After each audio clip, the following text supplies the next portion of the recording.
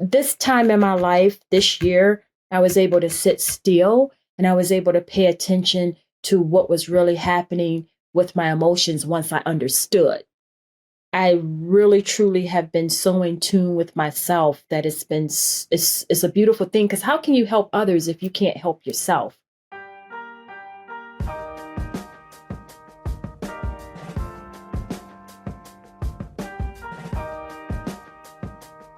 Latina, I've been excited and interested and curious about this self-discovery journey that you have been on. And first of all, I love that word. I love that idea. I'm a believer that we are in like a constant process of self-discovery. I guess I want to first ask you to kind of define for me or tell me about what does self-discovery mean for you and what has that looked like for you? So for me, I have looked at this as like a spiritual journey, personal development journey. Um, really working on myself and becoming aware, awake on things that I never even paid attention to. So now that I'm in tune, I'm aligned, and it feels amazing right now. So tell us a little bit more about how this self-discovery, this you said you're awake, this sort of awakening process. Walk us back and tell us the story of how this began in the first place. Well, it literally just started this year, and I my mother was diagnosed last year in October. We found out she had stage 4 lung cancer. And I was actually traveling. I had just competed into my first pageant. I was in a pageant at that time and flew back home. And I knew before I left that something was wrong with my mom. And I just didn't know what it was. But I just immediately I got on a plane and just start crying and just, asking God, like, I don't know what it is, but I know something wasn't right. So when I got back, my mom said, Tina, take me to ER. Um, took her to ER, and that's when we found out that she had lung cancer, and she had it in her brain and in her lungs and in her kidneys. So they already had spread it in 3 places. And so after that, it was just like, me not really knowing what to do for her, but I knew I needed to be there for her. Um, my whole adult years of my life, I really didn't feel really, really close to my mom. I've always kind of just been like doing my own thing. I had my kids young, and I ended up, you know, not being as close to my mom like I would have liked to be. And so I knew that she needed me. And so I stuck by her side every step of the way. Um, she did not want to get, chemo, which I didn't force her, didn't make her. I said, whatever her choice is, I'm going to stick by her side. Well, less than 3 months later, she passed away, which was January 7th. And um, I was very hurt by that. Considering that my mom was only 64 years old, she was young, healthy. I mean, never drank, never smoked, never did any of those things in her life. Very healthy person and very, living a holistic life. So for me, I had to, come to realization that when she passed away, I I realized what was going on with my mom that I didn't know before. I know mental illness kind of runs in my family, and I know my mom would do things that was very questionable, that I knew that she was, kind of had some mental illness going on. Um, 6 years ago, I'm just going to backtrack. 6 years ago, my dad had a stroke. And so my mom and my dad, they've been together, since I was 2 years old. Actually, my dad is my stepdad, but I always call him my father because he raised me since I was two. Well, with him having his stroke, my mom didn't take it well. And so she kind of was doing things where he needed more attention than what she was giving him. She was working, she's trying to take care of her husband, she's doing all these things. I have an adult sister as well who needed help as well. And so I decided to get guardianship. I have guardianship over my father and my adult sister. Um, because my mother mentally just she couldn't handle doing the things that she needed to do for her family. So, with that being said, 6 years ago, after him having a stroke, my mom was, going through her things, and I decided to move my mom and my grandmother in together so that they could be there to support one another. Um, it was interesting. I've been taking care of four grown adults since the last few years, so 6 years, 7 years now. And so uh, when my mom did transition in January, I realized some things that she was going through that I didn't know beforehand. So I lost my sister. I have another sister, had another sister. She passed away from breast cancer 10 years ago. Well, when she passed away, my mom, I never saw my mom grieve.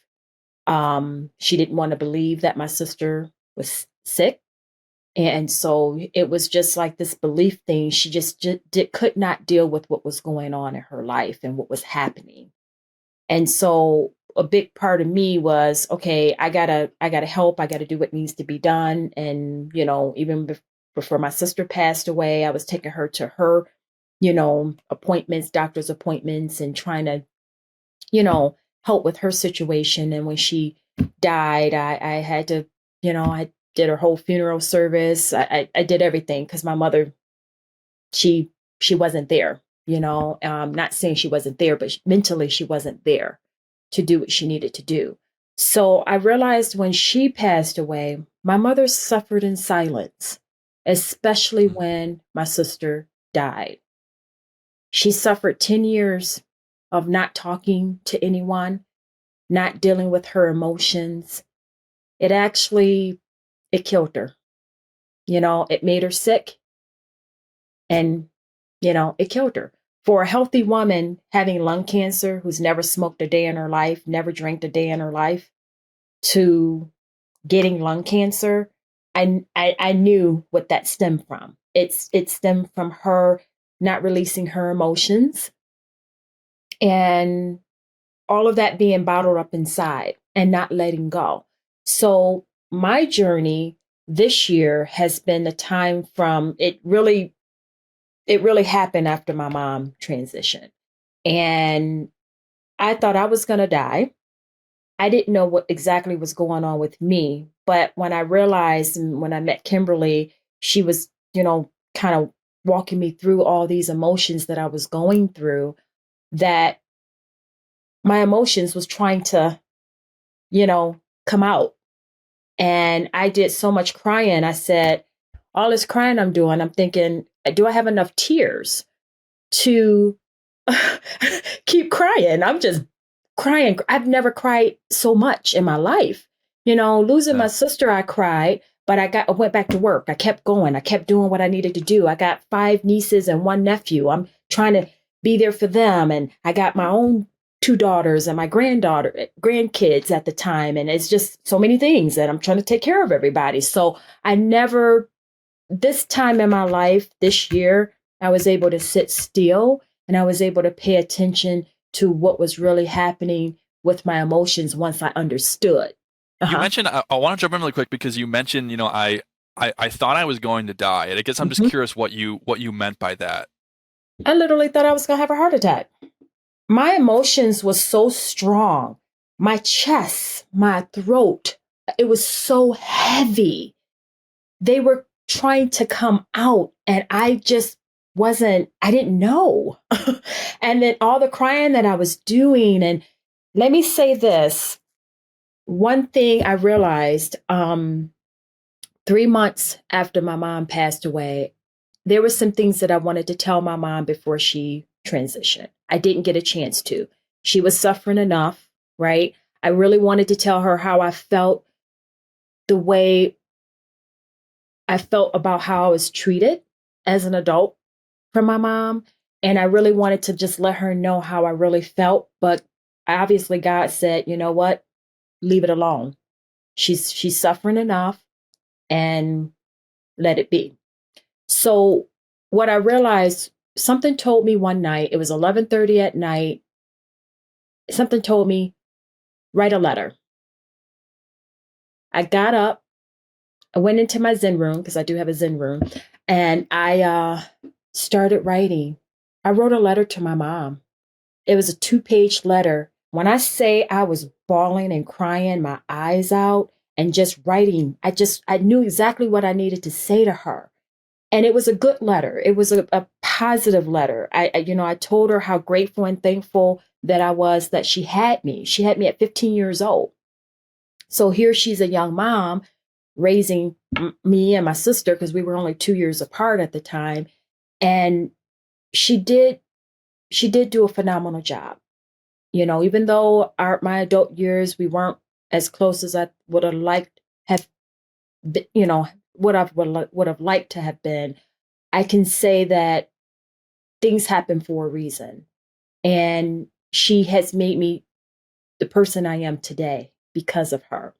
And so I also, in the letter, I told my mom that I forgave her and I forgive myself, because I was angry. It was so many different things that I was going through, of the hurt and the pain. Not even when she was alive, I just felt like my mom didn't love me. I felt like, she's doing everything for, everyone else except for me. But because I am an independent person, I didn't rely on my parents. I worked 3 jobs. I did what needed to be done. She knew, she was proud of me, but she knew I was okay. But if I didn't have that conversation with her. And that's where I've learned that communication is so important, because if I was able to give that opportunity to let my mom know years ago how I felt, we would have probably had a closer relationship. But What stopped you as you look back to maybe when you first noticed that in your life, or you first started feeling that, and you talked about if you could have had that conversation earlier, what do you felt like stopped you from having that conversation? just not realizing that I needed to have that conversation until now. She's physically she's gone. And when she was here, I could have had that conversation, but I don't look back anymore. I just keep going forward, because now I'm awake, and I I'm I'm aligned, and I'm tapped into my emotions and how I feel and how I need to go about things in my life moving forward. And with her transitioning has helped me to be even that much more a better person, with the self discovery and just being where I am now. I know she's in a better place. She's no longer suffering, you know, she's still here in spirit. And so I know that. And so I'm happy to know that. And I've been healing, in these last few months. I am a different person than what I was last year. Tell me more about that. How so? What are like some of the noticeable ways in which you do feel like you've changed, or you feel like you're different since you've been on this journey? Yes, I practice yoga quite often. So I do yoga at least 3 to 4 times a day. Not a day, but a week. Meditation. I've been really, really meditating twice a day. I do it in the morning, I do it at night. I pray. I make sure that, doing my prayer and my meditation, I make sure that I'm grateful. I'm grateful to be here. I'm grateful to be alive. I'm grateful to be able to breathe. Without breathing, there's no life. So, you know, just those little things that have really changed me for the good. Um, and seeing the fact that we're all vibrational beings, right? I'm learning about, the low and the high vibrations, and I'm learning about we're all made of energy, and if I can continue this path, this journey that I'm on, which I am going to continue because I love the life that I'm living right now. It's amazing. It's beautiful. And I know I'm evolving to my highest potential. And so whatever that's going to look like, I'm open. I'm ready for whatever opportunity is out there for me.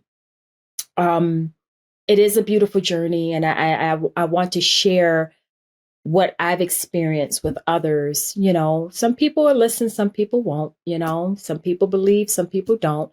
But I know what it's done for me, and I know that it's been a beautiful thing. Just being mindful of what's happening, something that I didn't realize before, and that I'm in tune with it now. I'm very aligned. Yeah, it's interesting. I've been on a journey myself, I would say maybe in the last year of specifically exploring more of how our physical body connects to our emotional selves, our Yeah. spiritual selves, how it's all aligned. And Mm-hmm. I say that because I've typically just been someone, I don't know, I would say I haven't had like a great relationship with my physical body actually. I've been more, I've always considered myself, I'm very reflective. I'm definitely like I'm an emotional guy. Okay. And it's just been interesting as I've started to explore just the idea of and start to question, well, maybe some of the things that I think and that I feel actually do show up in my body. I've just kind of, there's certain things that we sort of write off, and I've always just Mm-hmm. written off that like, well, I have tons of stress in my shoulders, and I carry, I get headaches, and I carry a lot in my neck, and um, it's been such an interesting experience to start to not just kind of think about, well, that's just a physical issue, and Mm-mm. to start thinking Mm-hmm. about, well, how could that relate to some of the emotional things that I'm feeling or dealing with, or things that I need to say and speak. Mm-hmm. And it's been really interesting in seeing as I start to go down some of those paths a little bit, I actually do notice a difference. And as I tap into the physical body, so it sounds like you're sort of experiencing the same sort of thing Yes. where you're, Yes. as you're letting your emotions out. I want to go back to this when you were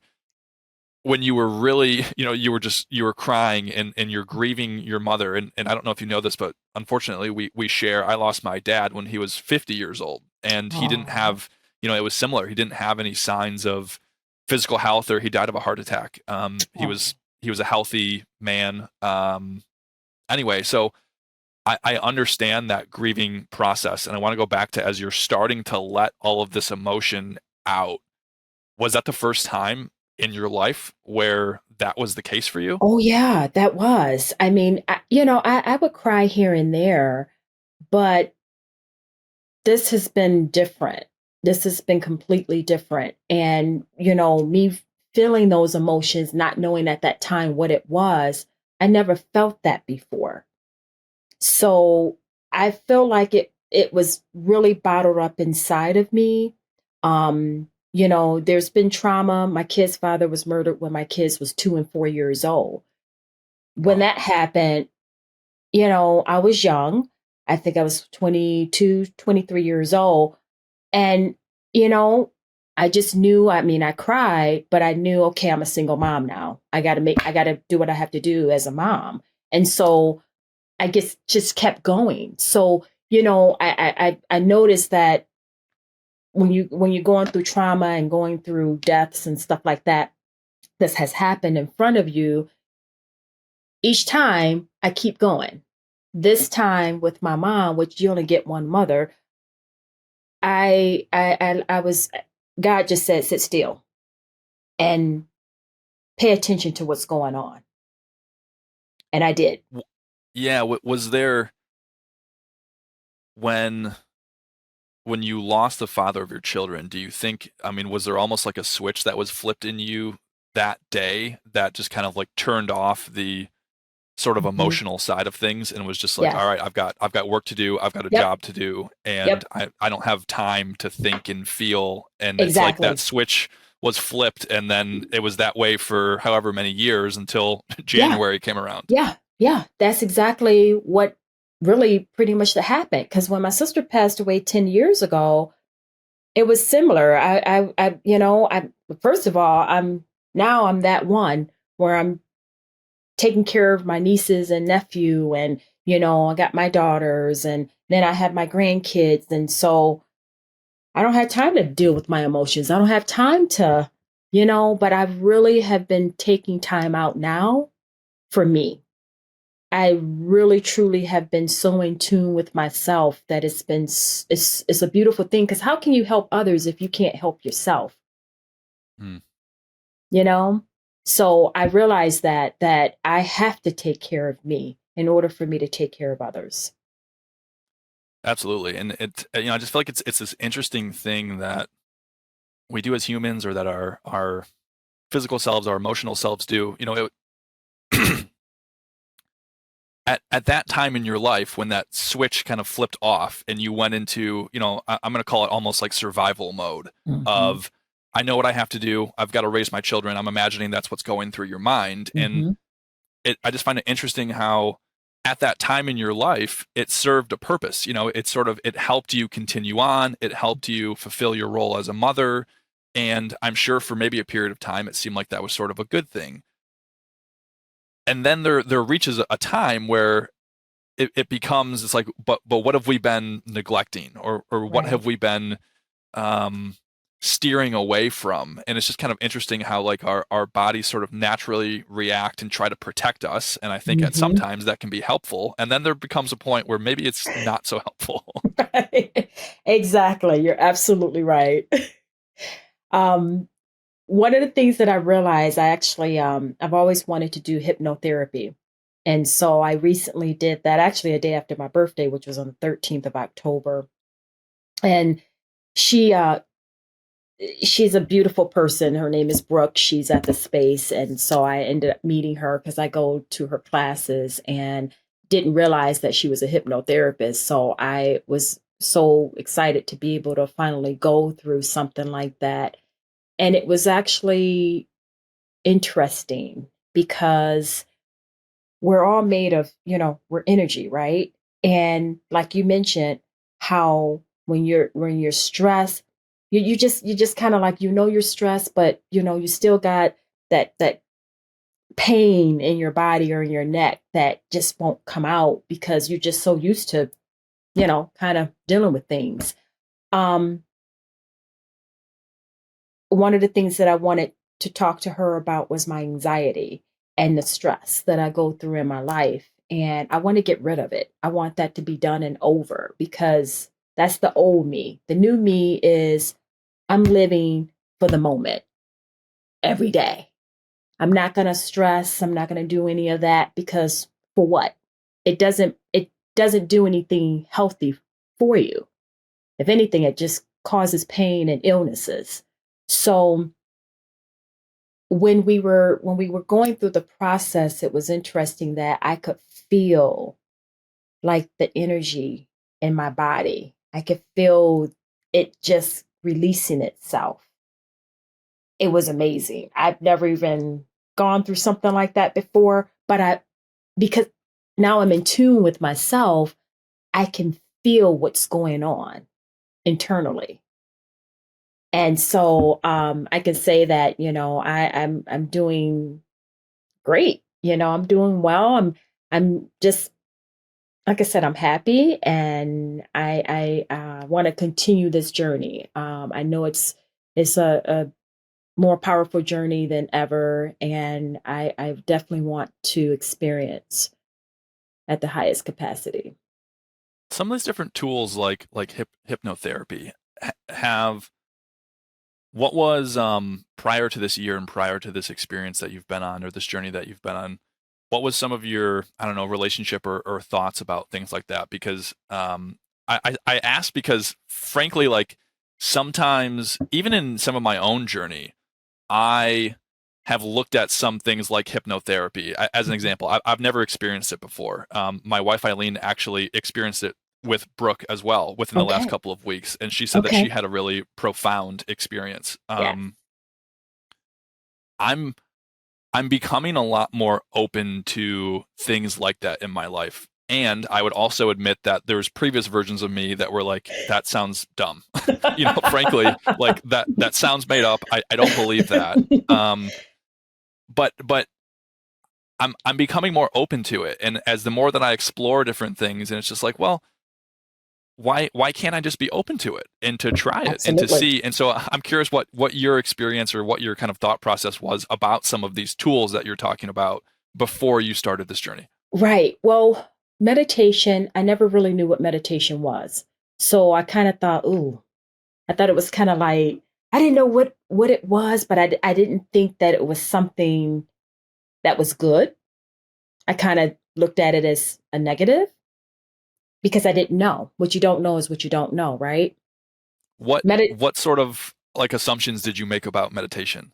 I kind of thought that, people who meditate, is kind of like dealing with, you know, the devil and things of that nature, just nothing positive, and didn't realize that it's really about sitting still and ooh, tongue twister, quiet your mind, right?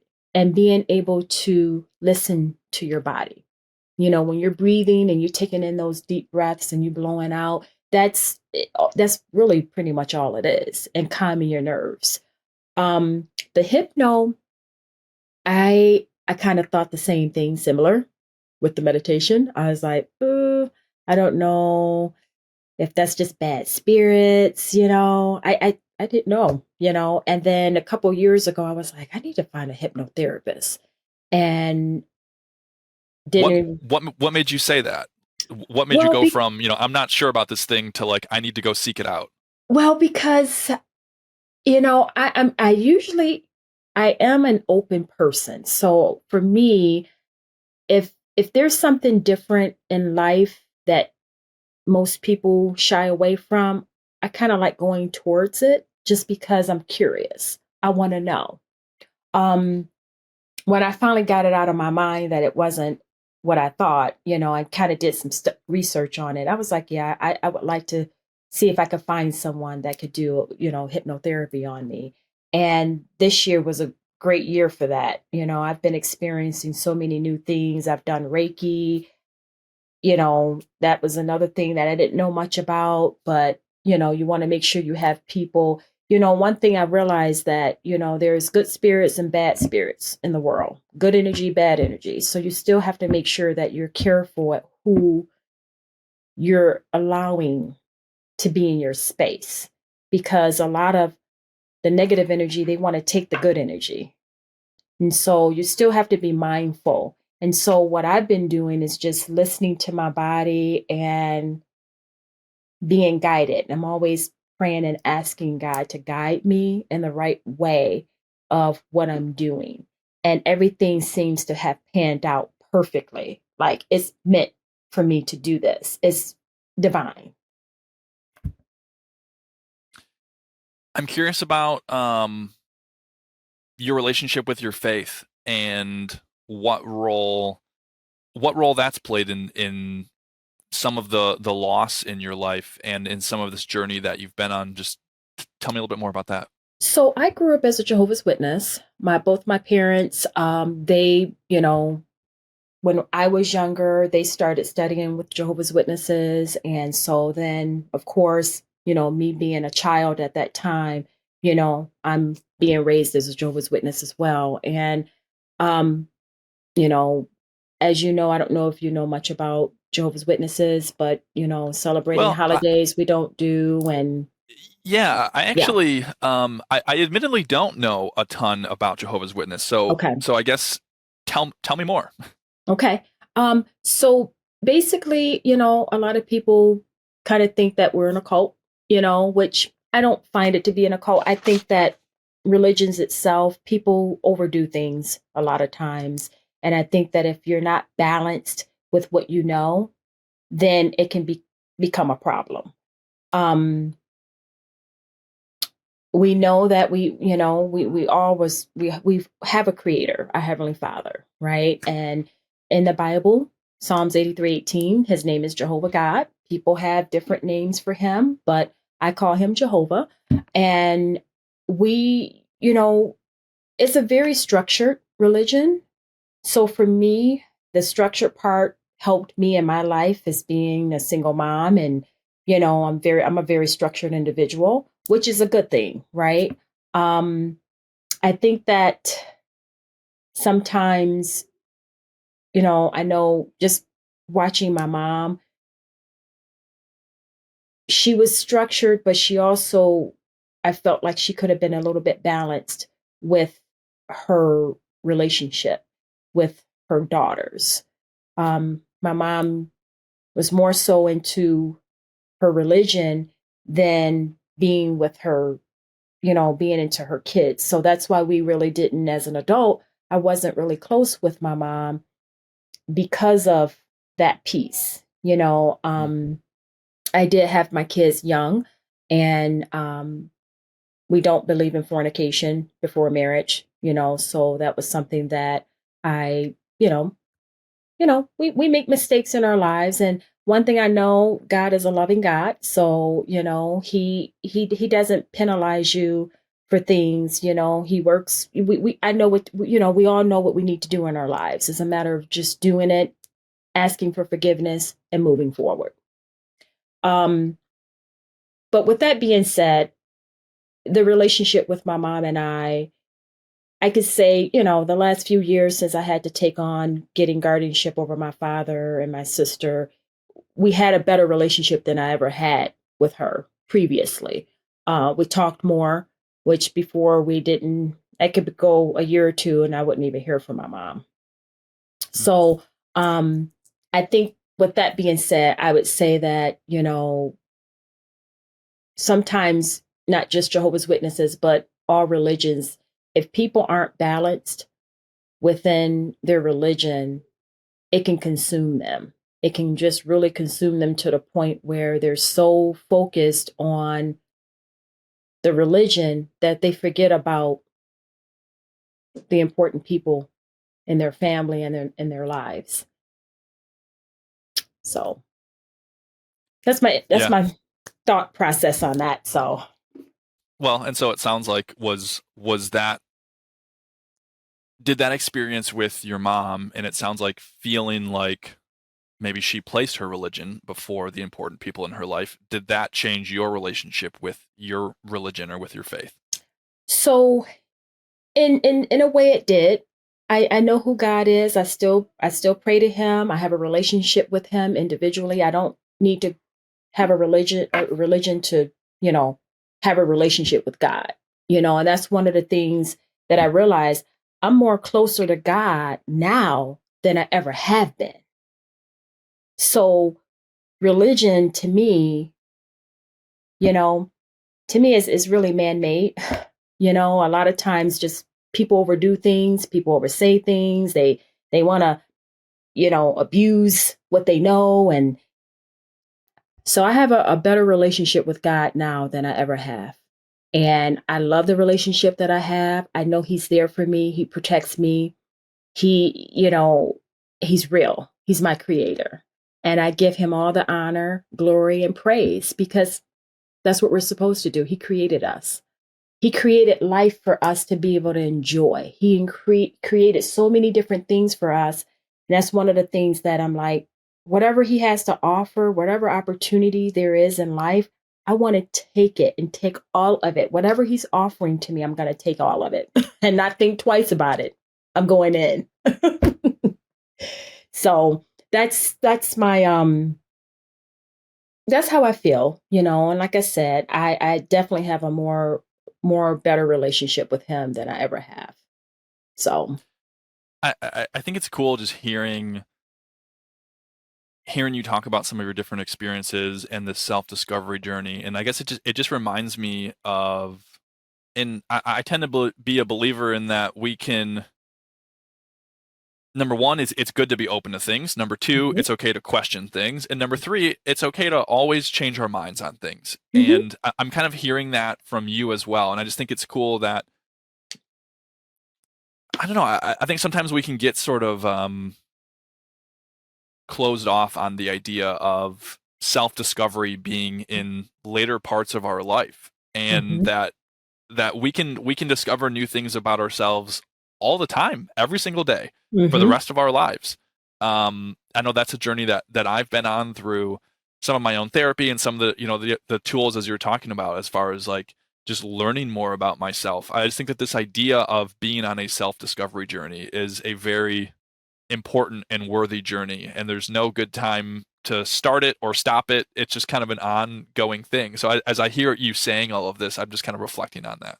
Yeah. No, it's good. I honestly, I I had a birthday last month, and throughout this journey, I was telling all my friends, I said, I feel like a brand new person. I feel like I'm renewed. Like literally. I'm doing things that I never have done before, never thought I would do. And it's so awesome. It's so awesome. I love it. I love it. So yeah, but I really do feel that I'm being renewed at this point in my life. I just turned 49, and it's pretty powerful. Really It is powerful. very, yeah. It's an amazing thing. So you're not the first person who has shared that, and I've experienced this in my life as well, that loss has been sort of a catalyst for some of this change and some of this Hmm. reflection and some of the self-discovery. I guess I just find myself curious of like, do you think without going through some of this loss in your life, do you think that you would have been open to this journey or this experience without that major change or pain or grief? I I would say at some point, maybe in life, yes, but I would think that it would have been too late, right? Because a lot of times we go through things, and if I would have kept on going through the life that I was going through, again, stress is a silent killer. What stress does, it breaks your body down and then it kills you. So if I continue on with this life of stress, stress, stress, go, go, go, do, and not, I mean, I would end up like my mom, like my sister at a young age. My sister was 37 with 6 kids. Mm. She's not here, right? So we're looking at a 37-year-old, we're looking at a 64-year-old, my mom and my sister. And then, I said, I'm not going out like that. I have to do better in life. So without them passing away, I don't think I would probably be doing the same thing that I was doing before. So it's a blessing. Things happen for a reason. Like I said, they're not suffering anymore. So they're actually doing in a better life than we are physically, you know. Um, but I'm living for them. I'm living for my mom and for my sister. They really, I've faced a lot of my fears. I'm actually fearless at what I do in life. I don't really let fear stop me from doing what I want to do. But what I realized for both of them, they they were very fearful. They didn't want to accept things that was going on. I I accept stuff. I talk about it. I got 2 therapists. I got a grieving therapist. I have a personal therapist. I got a hypnotherapist. I mean, I'm looking to help myself, right? So I have no problem admitting that. But with my mom and my sister, I know for them, they they didn't want to accept it. They didn't want to deal with what was going on. And I don't want to live my life like that. They died early. They didn't get a chance to really live life. So guess what? I'm living life for both of them. I'm doing things right now. I mean, doing things that I've never thought I would do, and I'm having fun with it. Life is all about having fun. Tell me more about some of the things that you are doing that you never thought that you would do.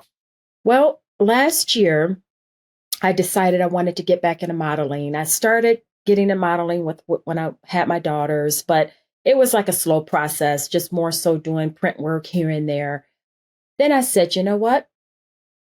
I'm done raising my kids. So now it's time for me to do something I want to do. So I wanted to do something fun. So I got into modeling, been doing like runway shows and all of that. And last year I was in London and I was there to receive an award from a company called 100 Successful Women in Business. And so I received the award, but I also met the CEO of a pageant. And there was we met and they had a fashion show that evening. And I said, hey, if you're looking for an extra body, let me know. She said, you're in. So I was able to do a runway fashion show in London for a Turkish designer. Who does that? I mean, you know, it wasn't even planned. And so after that, she told me, she's like, look, I have a pageant that I'm a part of. I'm the owner. I would love for you to be in this pageant. And I said, okay, I'm in. I've never done a pageant before, didn't know what pageants were. And so I was able to compete in a pageant last year for my first time, had an amazing time. It didn't matter about winning because I know I'm a winner, so I don't need anyone to tell me that I'm a winner. I already know that. But it was just the experience and the connections that I made. And I did it again this past year. Actually, last month, I competed again. And I did so much better my second time than I did the first time because I didn't know what I was doing. I kind of just went with the flow, was kind of learning as I go. And I was so proud of myself for doing this pageant again. And it taught me so many different things on just being a queen. I'm able to kind of share that with my queen sisters, and I got my granddaughters and my nieces, and they're all proud of me as well for doing something that, I mean, it's scary when you're doing something like that, that it's like you don't know. And then, like I said, for me, I'm a winner. I don't need anyone to tell me that I'm a winner. So it's not about that. Yes, it's nice to receive the accolades, but I already know who I am. So me knowing that, it's all about doing it for the fun, but also building those connections. I've made some amazing connections out of what I've done. So uh that's one of the things that I've done that never thought that I would even be involved in. So Well, I just think it's so cool that you pursued that again, and it sounds like that was a decision of just it's something that you wanted to do. It was something for mhm. you, and it's amazing for people that are listening and can't see us. It's just amazing seeing your body language, and you have a huge smile on your face, Yes. and you're sitting up tall and Yes. straight, and you seem confident, you seem proud, and I just think that's such a cool thing as you're talking about this whole experience. I'm really curious about you. It's evident that you have this self-confidence or self-peace with who Mhm. you are, and that Mhm. you've said, I know that I'm a winner. I don't need to be told that. Mm-mm. I'm curious about, where do you feel like that came from for you? This self-discovery that I've been discovering, just this year alone has been very powerful. When I when I experienced the pageant last year, I was already in my mindset like, hey, this is new for me. I'm doing it for the fun. I'm gonna learn something new. That was it, right? Um, this year I knew for a fact, if I took the title, great. If not, that's okay. Like I said, the goal for me to compete again was to see the progress and the growth. And now I can take that progress and growth and I can share that with other young girls that are looking to maybe want to, model or be in a pageant. I can be that example for them. You know, I know a lot of people who are really in that type of industry. I mean, I don't know if you know how it goes, but sometimes women can be very catty and, they want this, want this. I'm not, I don't have to, I'm not competing with anyone, technically. Like I said, I know who I am. And who I am, I'm okay with who I am. I am at peace. I'm at harmony. That's what I want to continue. But what I've learned from being in the pageant was that I can take that and show others, and I could be that example. I could be that role model, and that's what I'm looking to do. I'm writing a book. I'm a budding author, so my book is about my life as a single mom. Not only raising my kids on my own, it was a struggle, it was challenging, but then I also had to deal with my daughter who saw her father get murdered at a teenage years of her life. That was that was no joke. And that's what my book is going to tell about the struggles that I went through and what I had to go through with her and her emotions. I didn't even know what she was going through. I didn't know back then with the emotions because I was always work, work, work, work, work, work, work. And I had to go to her and apologize and say, I'm sorry. I know now. I'm awake now. You know, I had no idea. I knew what she was going through was hard, but I didn't sit still enough to pay attention to what she had gone through. And all I kept doing was I knew I had to save my daughter because at 12, like everything just broke loose at 12 years old. I mean, I didn't know who she was. I had to go through the point of putting my daughter in juvenile because she was being outraged, you know, to teachers and authority. She wasn't listening to anyone. She wasn't listening to me. It was a crazy time. It was really years of craziness that I had to deal with until finally I found a program in Battle Creek where I took her to a military boot camp for young adults. And it was free because at the time I wasn't making a lot of money, but it saved my daughter. Because two things was going to happen to my daughter, and I already knew. Either she was going to go to jail or she was going to be 6 feet under. And I had to make a decision. It was very hard. But when I put her in that military boot camp and she was gone for about 6 months, she did well. She actually graduated a year early. And, I'm proud to say that, she's the mother of my 3 grandchildren. She's awesome. I don't have to worry about being stuck with grandkids and trying to, because of her issues, So I'm glad that she's a great mom. I spent a lot of great quality time with my grandkids, but I am glad that, she's well, she's still got things that she's working on, but, spiritually she's definitely she's happy and proud of me being tapped in. She's like, Ma, it's about time. So, um, yeah, so